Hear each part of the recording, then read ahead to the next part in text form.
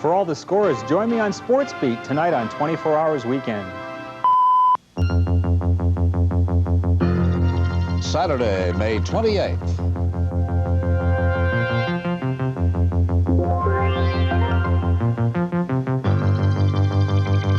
Tonight, smashing a plot. German police stop hundreds of Tamils bound for Canada. Approving a treaty. The Soviets ratify the Missile Reduction Agreement.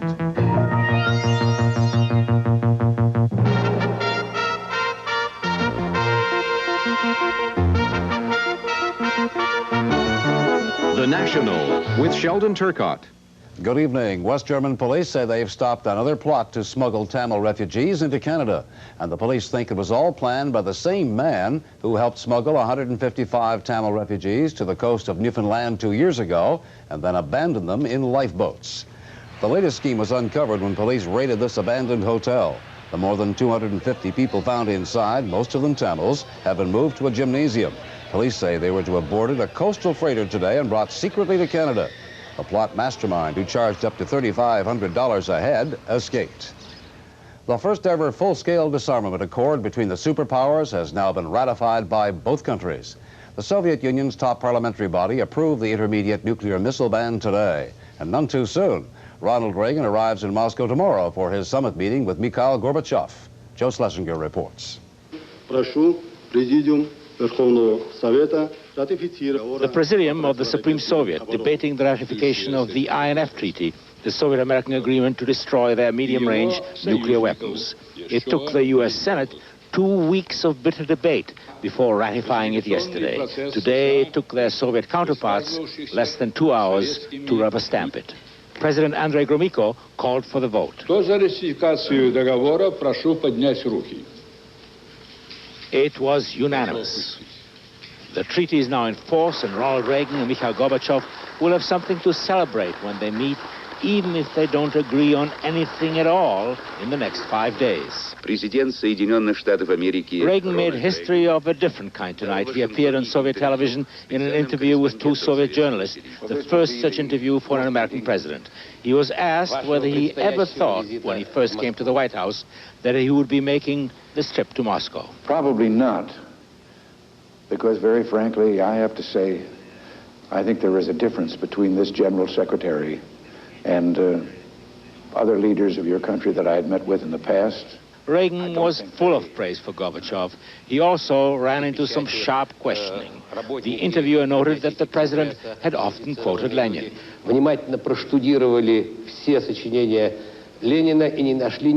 Our experts, he said, have carefully studied and have not found anything similar to your quotations in Lenin's work. Have you ever read Lenin's writings?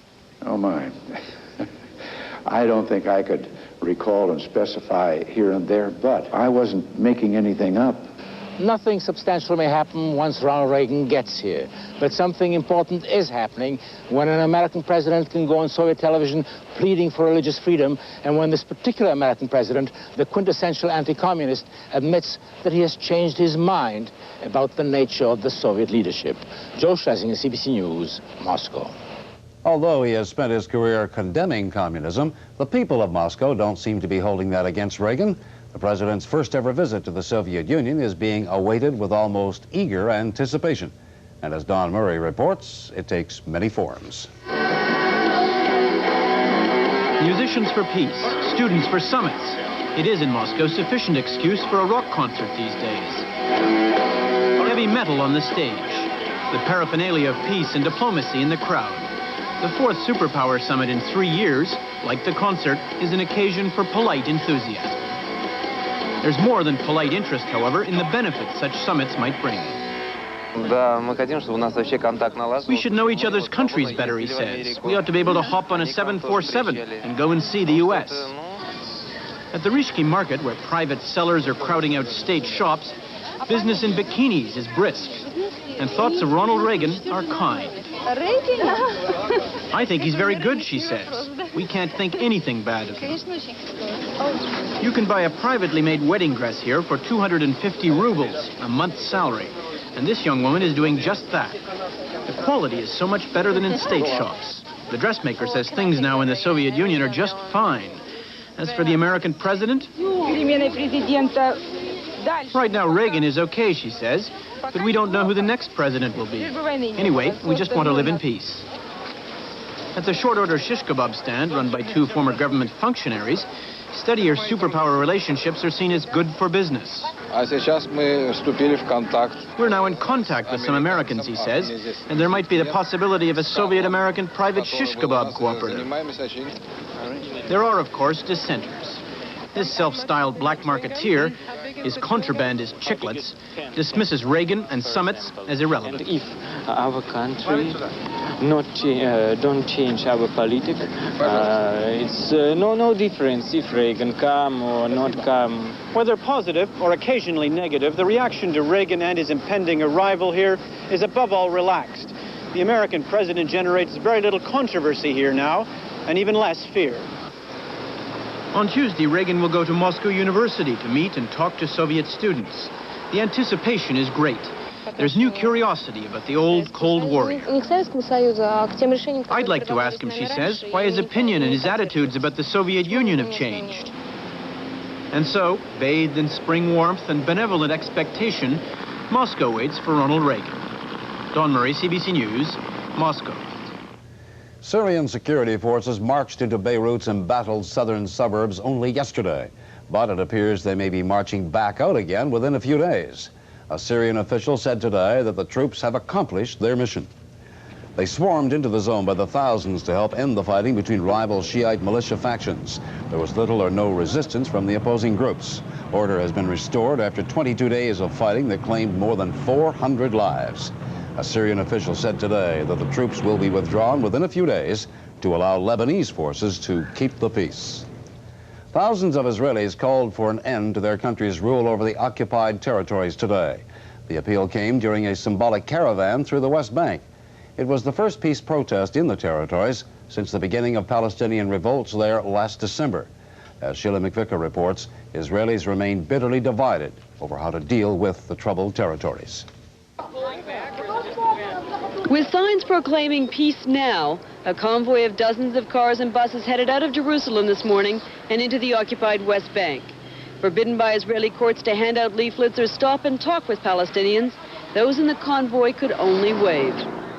About 2,000 demonstrators eventually gathered under the watchful eye of soldiers. Not a huge crowd, but a committed one. And even the organizers acknowledge convincing the majority of Israelis they should seek an end to the occupation now is difficult.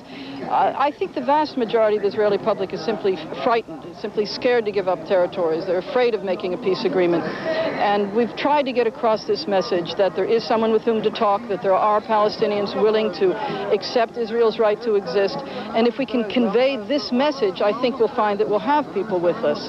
Not only is Israeli society divided over the issue of the occupied territories, the Israeli left is fractured too.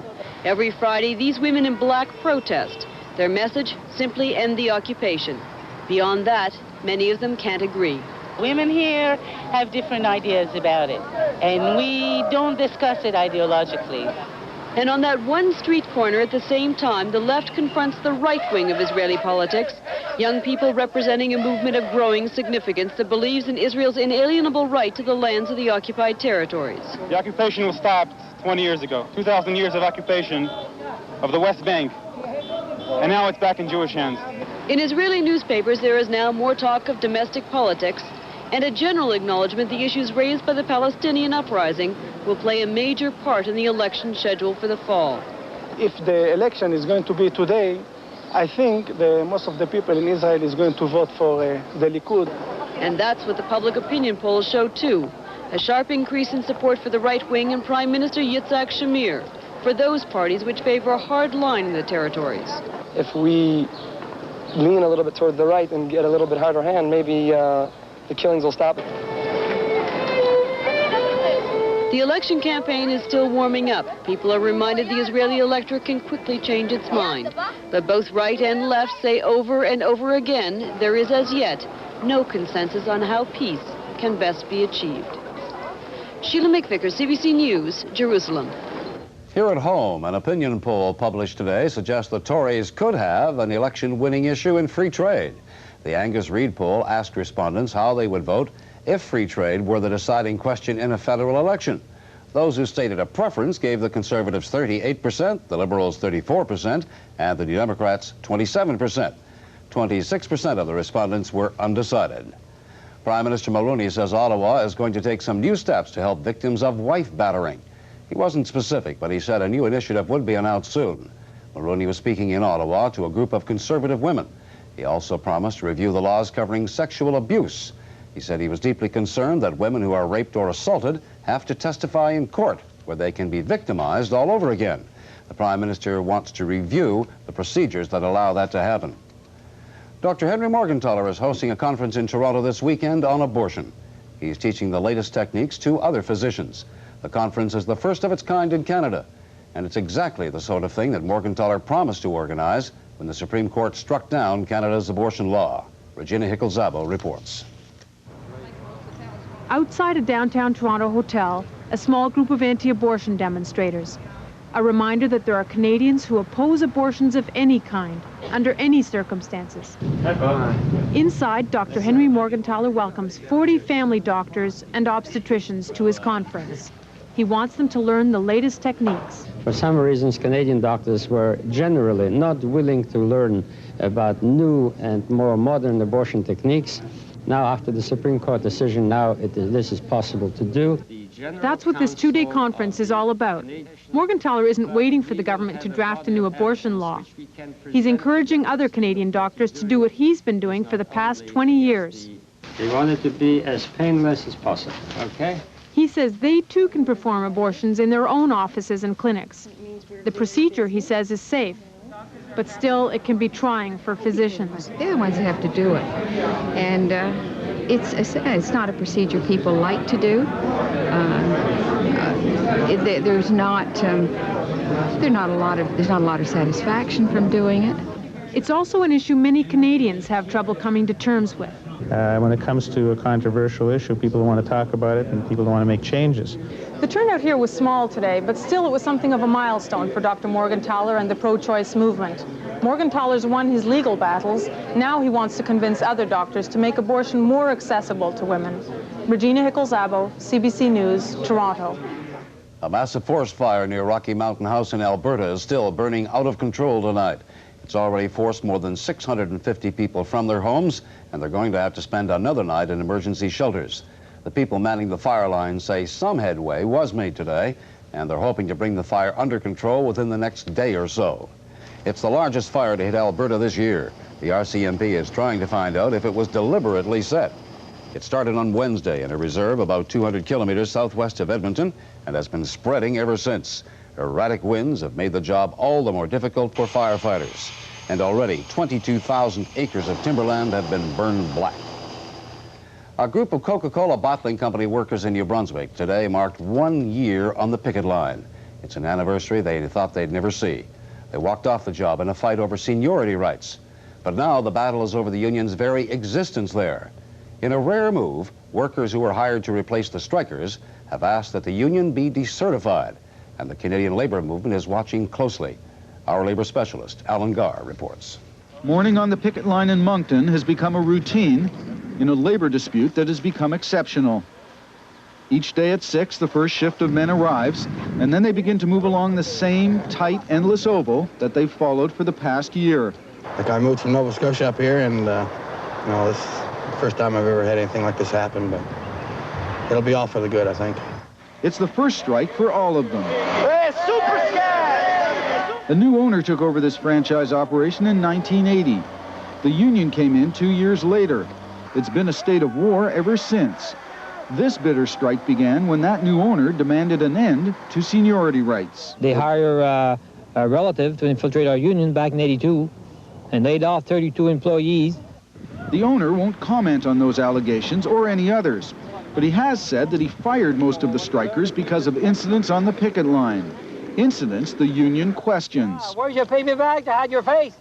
1/3 of the people who worked at the Moncton plant before the strike now crossed the picket lines. And this week, a group of strikebreakers went to the Industrial Relations Board. They won't comment, but they do want the union decertified. It is an unprecedented demand in New Brunswick and an extremely rare demand anywhere else in Canada. Meanwhile, the Canadian Labour Congress has begun to pressure Coke. It wants Coke to force the franchise holder back to the bargaining table. The Congress is threatening a national boycott of Coke products. If anything's going to happen, I think that's what'll make it happen for us. The Canadian Labour Congress is reluctant to launch its boycott. Labor relations between Coke and the unions that deal with it directly are good. But the CLC also faces a possibility that the strikebreakers will succeed in their attempt to decertify the union at this Coke franchise. And that precedent will create a far greater problem for the labor movement in this country than any hard feelings between an employer and its unions.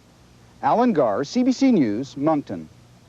And that's the National for Saturday, May the 28th. Join us tomorrow night for Sunday Report with Peter Mansbridge. For CBC News, I'm Sheldon Turcotte. Good night.